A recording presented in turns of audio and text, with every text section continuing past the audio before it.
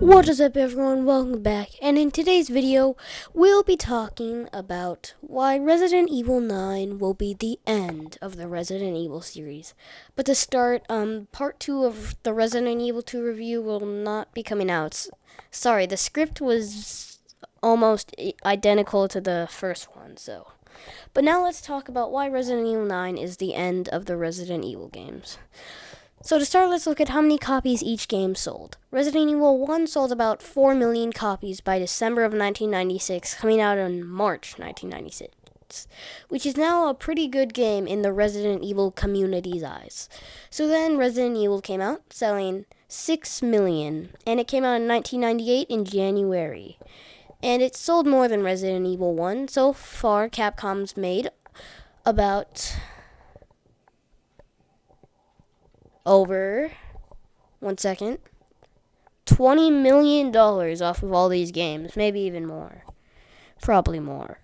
But so Resident Evil 3 came out, which only sold 3 million, only half of what Resident Evil 2 sold. Sure, it was still a lot, but compared to the last one, it wasn't that much. So 1999 was not the best year for Capcom for the Resident Evil series. But then Resident Evil 4 came out, and it sold 3.9 million copies, so just short of the first game. And coming out in 2005 was a pretty good year for Capcom, but not the best, but still good. And then Resident Evil 5 came out. People loved it, and it sold a whopping 13.6 million copies. So far, the best game Resident Evil / Capcom had ever put out, which 13.6 million is still the most they've ever sold. But Resident Evil 6 managed to sell 13.10 million copies. But people only liked it for co-op and didn't like the rest of it, because I quote Google, it took itself too seriously. And since it didn't do as good as Resident Evil 5, which got the most, which, fun fact, 13.6 million copies was the best Capcom's games have ever sold since Street Fighter 2 in 1991. But then, anyway, Resident Evil 7 came out, and people loved it. Sure, it only sold 11.7 million copies, which was less than Resident Evil 5 and 6, but people liked it a lot more than 6, so it's a win for 7. And Resident Evil came out selling 10 million copies.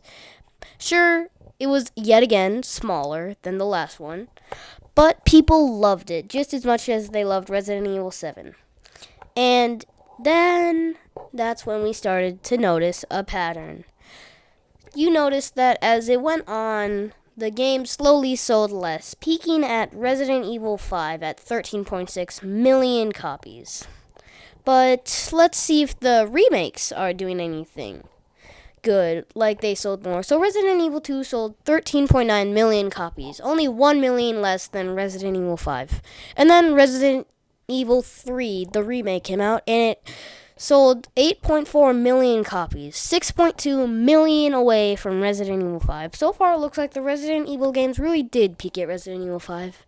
And the Resident Evil 6 was sadly 7.6 million copies short, only selling around 7 million copies. So Resident Evil really did peak at Resident Evil 5. But let's give it another chance. So there's 4 games that we haven't talked about. We have Code Veronica, which came out in 2000, and people liked it. And if you were a patient gamer, you would love it. Google's words, not mine. And it sold 2.8 million copies, so about 10 million copies short.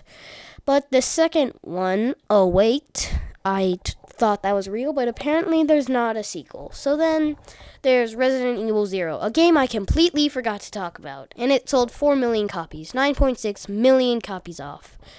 But now that we've even looked at most of the games, even if I looked at all the other games, which are less known, I doubt they'd be more than Resident Evil 5, considered they're less known.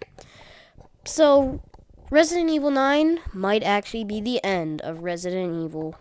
Or what do you know, it might get like 20 million copies sold, and then they'll make like 30 to 40 more games. But who knows? Because as long as they're making money, they're just gonna keep on making games. But that's the end of this video. Make sure to like and subscribe. By the way, my audio software had to cut me off at just the end of my video. But have a great day. I'll see you in the next one. And goodbye.